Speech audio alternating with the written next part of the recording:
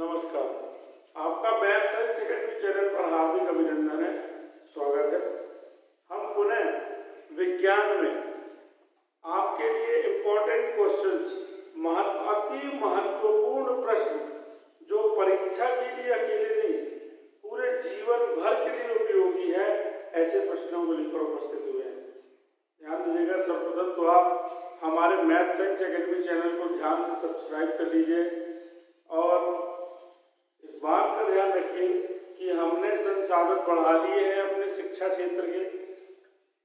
हम YouTube live, Facebook live, Microsoft app, Google Meet, अनेक संसाधनों के द्वारा अब पढ़ाना शुरू कर दिया है।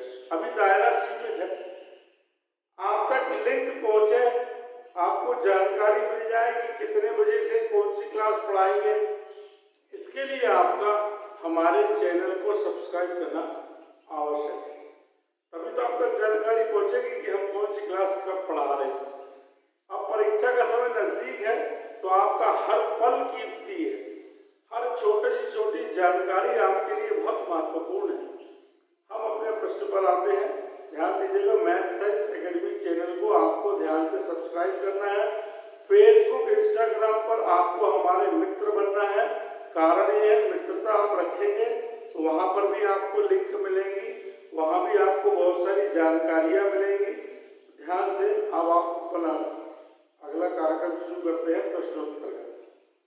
प्रश्न समझने के पहले आप समझें कि जब किसी पदार्थ को, जब अपन किसी स्थान पर, जैसे हमें जानकारी है कि वहाँ पर लोहा, चांदी या तांबा अधिक मात्रा में पाया जाता है, तो वहाँ हम खुदाई कर देते हैं। खुदाई करना शुरू करते हैं तो जो निकलता है उसको खनिज अयस्क कहते हैं। मान लीजिए वहाँ लोहा ज़्यादा है, आपने खोदा तो लोहे के साथ कॉपर, जिंक, एल्यूमिनियम, कई अन्य धातुएं भी निकलेंगी। लेकिन चूंकि वहाँ लोहा ज़्यादा है, बाकी कम मात्रा में है, तो हम फिर उसका शुद्धिकरण कर देंगे, परिशोधन कर देंगे और सबको अलग करके केवल लोहा प्राप्त कर लेंगे। उसको फिर हम कहने लगते हैं तत्व। अब तत्व जिन छोटे छोटे कणों से मिलकर बना है उन्हें कहते हैं अणु।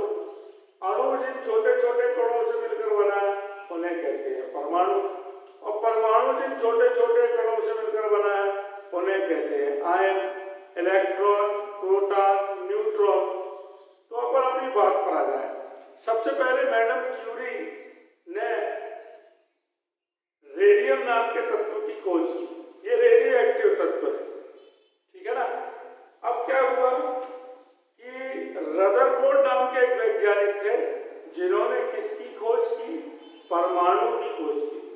उन्होंने क्या किया? सोने की एक पतली पन्नी ली।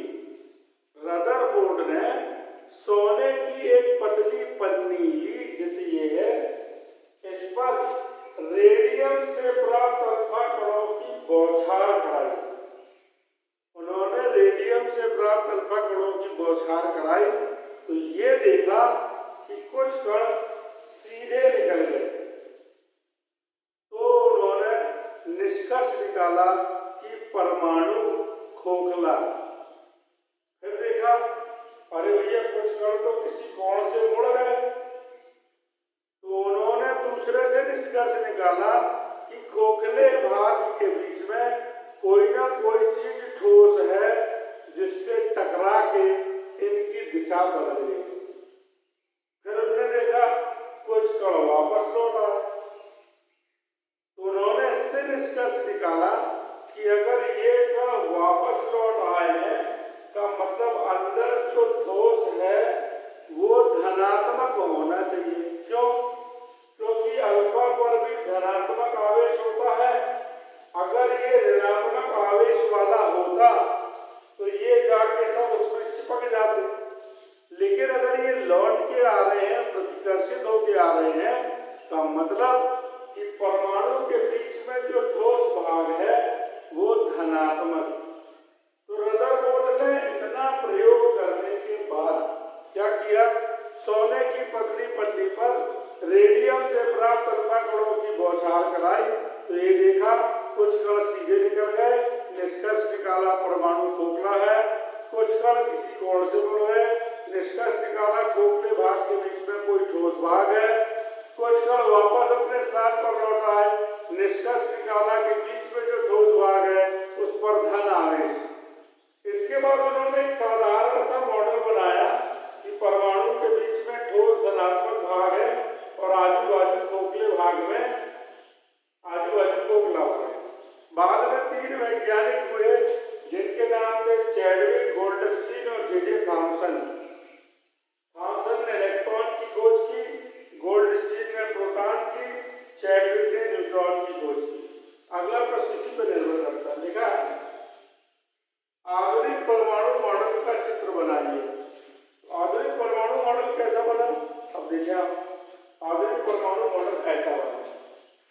ये नाभिक है, इसके बीच में न्यूट्रॉन और प्रोटॉन है और बाहर कक्षाओं में इलेक्ट्रॉन है। आधुनिक परमाणु मॉडल ये बना कि परमाणु के बीच का भाग नाभिक कहलाता है, जिसमें न्यूट्रॉन और प्रोटॉन होते हैं और इस नाभिक के चारों ओर विभिन्न कक्षाओं में इलेक्ट्रॉन चक्रण गति करते हैं। ये आधुनिक परमाणु मॉडल बन गया। ठीक है ना? अब आप एक बात ध्यान रखिएगा, जरूरी है। परमाणु भार और परमाणु संख्या बोलो या परमाणु क्रमांक बोलो, एक ही चीज। परमाणु भार और परमाणु संख्या में आप क्या समझते हैं? जो नाभिक का भार है वो परमाणु भार। नाभिक में क्या क्या चीजें होती हैं? न्यूट्रॉन और प्रोटॉन। तो अगर न्यूट्रॉनों की संख्या और प्रोटॉनों की संख्या को आपस में जोड़ दिया जाए तो वो नाभिक का भार कहलाता है। ये लिखा हमने, नाभिक का भार मतलब न्यूट्रॉन धन प्रोटॉन। परमाणु में जितना धन आवेश होता है उतना ही ऋण आवेश होता है। जितने प्रोटॉन होते हैं उतने ही इलेक्ट्रॉन होते हैं। परमाणु क्रमांक या परमाणु संख्या का मतलब होता है केवल इलेक्ट्रॉनों की संख्या। जितने इलेक्ट्रॉन उसमें होंगे वो उस परमाणु का परमाणु क्रमांक या परमाणु संख्या कहलाएगी। 2 चीजें लगे हाथ बता दूं मैं। परमाणु में हमने आपसे बोला परमाणु विद्युत का उदासीन होता है, इलेक्ट्रॉन प्रोटॉन बराबर होते हैं, धन आवेश ऋण आवेश बराबर होता है। न्यूट्रॉन का क्या काम? परमाणु में न्यूट्रॉन का काम ये है कि वो परमाणु को भार प्रदान करता है। आवेश रहित कण है वो, उसको आप उदासीन कण नहीं कहेंगे। परमाणु विद्युत का उदासीन है क्योंकि उसमें धन ऋण दोनों होते हैं, लेकिन न्यूट्रॉन में कुछ नहीं होता। न्यूट्रॉन आवेश रहित कण है जो परमाणु में भार प्रदान करने का काम करता है। ठीक है, आगे चलते हैं। आगे है समस्थानिक, समभारिक और समन्यूट्रॉनिक को समझाइए। बिल्कुल सिंपल है।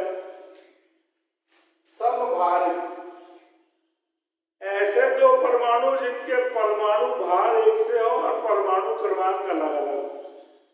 ऐसे 2 परमाणु जिनके परमाणु भार तो कैसे हो?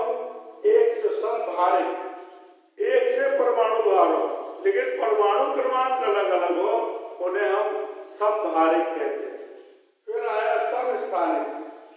ऐसे परमाणु जिनमें परमाणु क्रमांक एक से होते हैं लेकिन परमाणु भार अलग अलग होते हैं, उन्हें हम समस्थानिक कहते हैं। फिर सुन लीजिए, जिनमें परमाणु भार समान हो, परमाणु क्रमांक अलग अलग हो, समभारिक।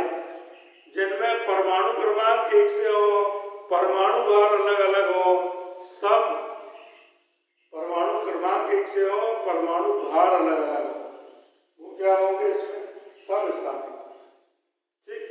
और कुछ ऐसे हैं जिनमें परमाणु भार परमाणु क्रमांक से कोई लेना देना नहीं, न्यूट्रॉनों की संख्या अलग अलग होगी।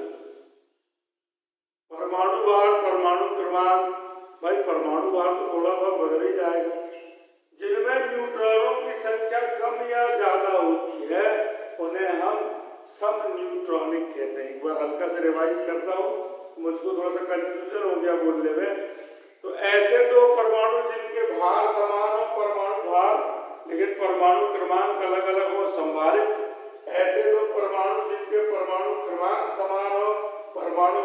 अलग अलग हो, समस्थानिक और ऐसे दो परमाणु जिनमें की न्यूट्रॉनों की संख्या एक समान ये अलग अलग, जिनके परमाणु में ऐसे दो परमाणु जिनमें न्यूट्रॉनों की संख्या अलग अलग होती है उन्हें हम कहते हैं सब न्यूट्रॉनिक, जिसका सही नाम है आइसोटोन।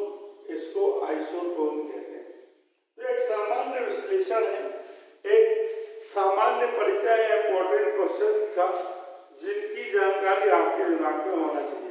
तो मेरा आपसे आग्रह है कि अगर आपको वीडियो पसंद आया हो तो इसे लाइक करें, शेयर करें, हमारे इस मैथ्स साइंस एकेडमी चैनल को ध्यान से सब्सक्राइब करें और बेल आइकन प्रेस करना ना भूलें। कमेंट बॉक्स में कमेंट्स लिखना ना भूलें। फेसबुक इंस्टाग्राम में आप हमसे मित्रता कर लीजिए और हमारे मैथ्स साइंस एकेडमी चैनल को सब्सक्राइब करने में आपका सबसे बड़ा फायदा ये है कि हमने आजकल लाइव पढ़ाना स्टार्ट कर दिया है।